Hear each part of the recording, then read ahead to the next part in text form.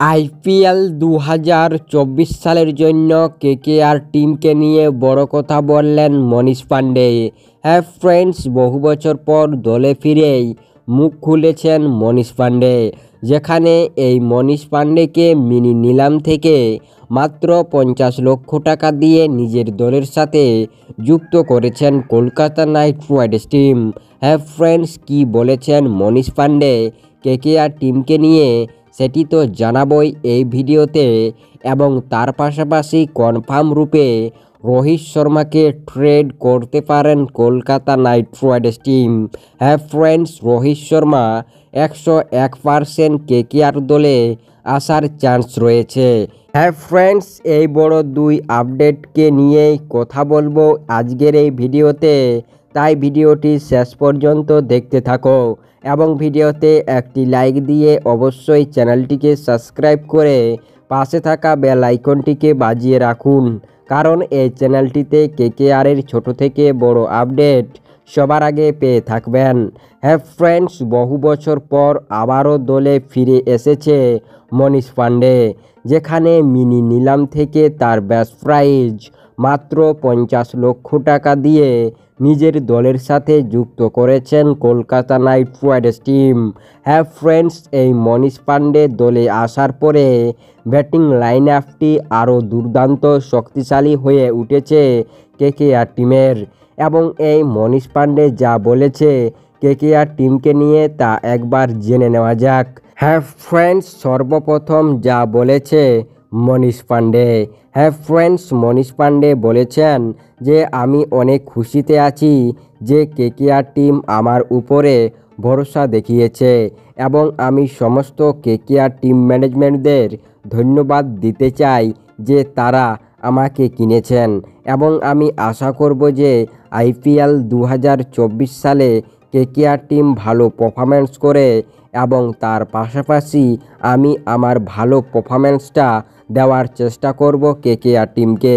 আমাকে যদি তারা প্লেইং 11-এ সুযোগ দেয় তাহলে আমার মনে হচ্ছে আমি ভালো পারফরম্যান্স করতে পারবো। হ্যাঁ ফ্রেন্ডস, এবং তিনি বলেছেন যে আমি বিশেষ করে ধন্যবাদ দিতে চাই কেকেআর মেন্টর গৌতম গম্ভীরকে। আমরা একসাথে এলএসজিতে কাজ করেছি, তখন থেকে আমরা খুব কাছের মানুষ হয়ে উঠেছি, এবং আমার মনে হচ্ছে এই কাজটি কেকেআর মেন্টর গৌতম গম্ভীরের অনুমতিতেই করেছে। হ্যাঁ ফ্রেন্ডস, এটাই জানিয়েছেন মনীষ পান্ডে, যেখানে এই মনীষ পান্ডেকে কেনার পরে কেকেআর টিমটি আরও দুর্দান্ত শক্তিশালী হয়ে উঠেছে। হ্যাঁ ফ্রেন্ডস, এরপর দেখে নেব যে রোহিত শর্মাকে কি সত্যি ট্রেড করছে কেকেআর টিম।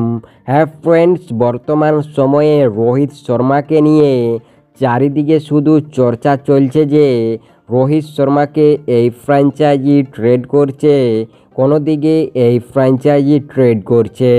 হ্যাঁ ফ্রেন্ডস, আমি সেটা জানিয়ে দিই যে আইপিএল 2024 সালে রোহিত শর্মাকে কোনো ফ্র্যাঞ্চাইজি ট্রেড করতে পারবে না, কারণ এত টাকা নেই কোনো ফ্র্যাঞ্চাইজির কাছে যে রোহিত শর্মাকে সরাসরি টাকা দিয়ে নিজের দলের সাথে নিয়ে আসবে।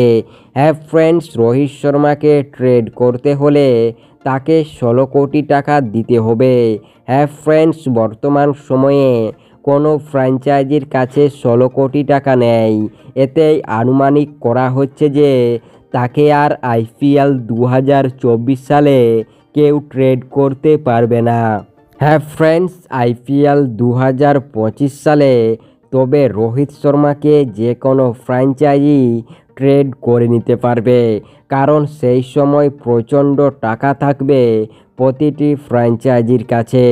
হ্যাঁ ফ্রেন্ডস, আইপিএল 2025 সালে যদি ট্রেড করতে চাই কোনো ফ্র্যাঞ্চাইজি তাহলে তাকে সেই সময় ট্রেড করে নিতে পারবে। হ্যাঁ ফ্রেন্ডস, কেকেআর টিমও যদি চাই তাহলে তাকে 16 কোটি টাকা দিয়ে অবশেষে ট্রেড করে নিজের দলের সাথে নিয়ে আসতে পারবেন কেকেআর টিম। হ্যাঁ ফ্রেন্ডস, তাই এই নিয়ে আপনাদের কি মনে হয় যে রোহিত শর্মাকে আইপিএল 2025 সালে ট্রেড করা ঠিক হবে কি ভুল হবে কেকেআর টিমের জন্য? নিচে কমেন্ট সেকশনে কমেন্ট করে অবশ্যই আমাদের জানিয়ে দিও। তাই আপনাদের সম্পূর্ণ ভিডিওটি দেখার জন্য অসংখ্য ধন্যবাদ।